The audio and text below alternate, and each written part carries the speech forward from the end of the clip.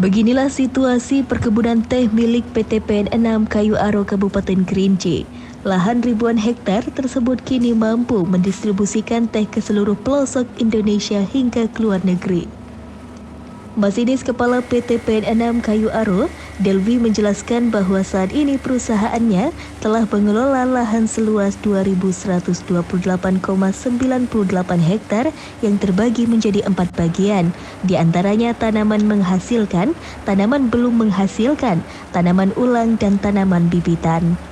Dari ribuan hektar lahan tersebut, PT PN6 mampu memproduksi 2 jenis pengolahan yakni teh hitam CTC dan teh hitam ortodoks.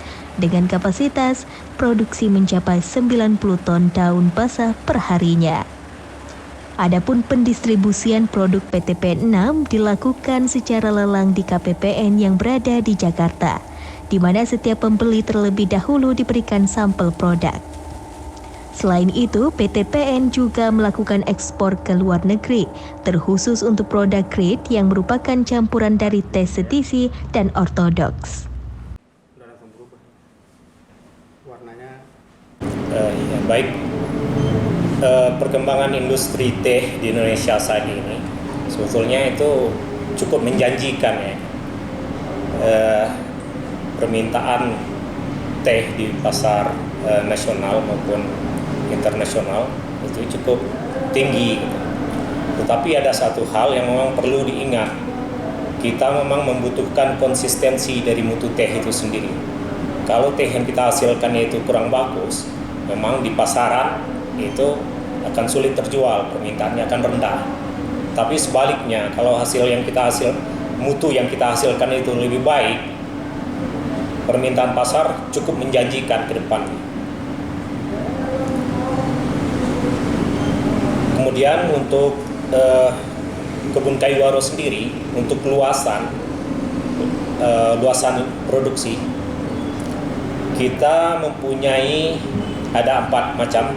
Yang pertama itu tanaman menghasilkan atau TM, itu seluas 1.797,61 hektar.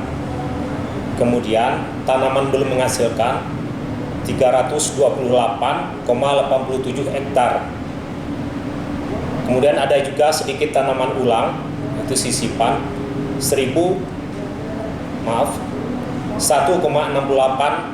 hektar. Kemudian ada bibitan 0,82 hektar. Jadi total areal produksi saat ini itu 2.128,98 hektar. Produk yang dihasilkan oleh Kayu Aro, hasil olahannya, kita mempunyai 2 jenis pengolahan, TCTC sama ortodok. Tapi kedua-duanya adalah produk teh hitam. Untuk produk ortodok itu sejak zaman Belanda tahun 1925 itu pabrik kita udah mulai dioperasikan dengan menghasilkan 14 jenis grade. Jadi 14 jenis itu sebagian besar adalah grade 1, kemudian grade 2 dan grade 3 gitu. Sedangkan untuk CTC baru kita mulai pada tahun 2011. Memang untuk CTC sama ortodok ini yang membedakan adalah pertama dari bahan baku. Bahan baku untuk ortodok itu sedang dengan mutu sedang, sementara untuk CTC mutunya halus di atas 65%. Kemudian dari segi tampilannya untuk CTC, butirannya atau produk teh jadinya itu berbentuk granular, bulat-bulat. Sedangkan untuk ortodok itu daun pipih menggulung. Kalau dari segi tenaga kerja, CTC memang lebih jago karena itu dari satu mesin ke mesin yang lain disambungkan oleh konveyor, jadi pemakaian tenaga lebih kecil, sementara untuk ortodok relatif lebih banyak.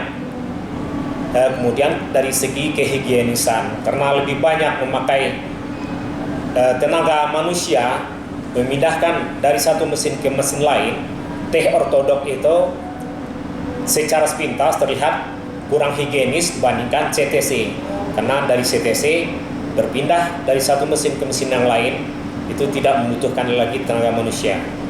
Dan untuk hasil seduhannya, CTC juga mempunyai keunggulan. Keunggulannya 1 kilogram TCTC itu bisa diseduh sampai 800 cangkir, sementara untuk ortodok sekitar 500 cangkir.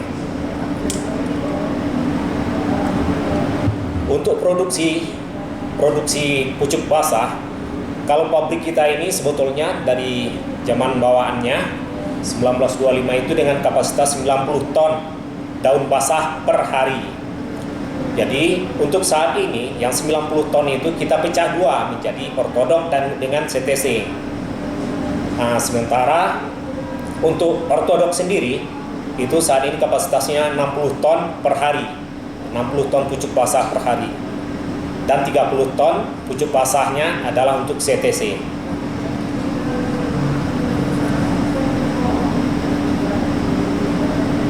Untuk pendistribusian produk kita sebetulnya ini tergantung kepada pembeli. Untuk kita ketahui bersama bahwasanya teh kita ini penjualannya melalui auction, sebagian besar melalui auction.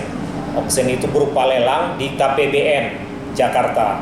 Jadi sampel kita kirim ke Jakarta untuk dilakukan pengujian oleh pembeli. Kemudian setelah mereka sepakat dengan harga yang kita tawarkan, mereka beli, nanti barangnya baru kita kirim.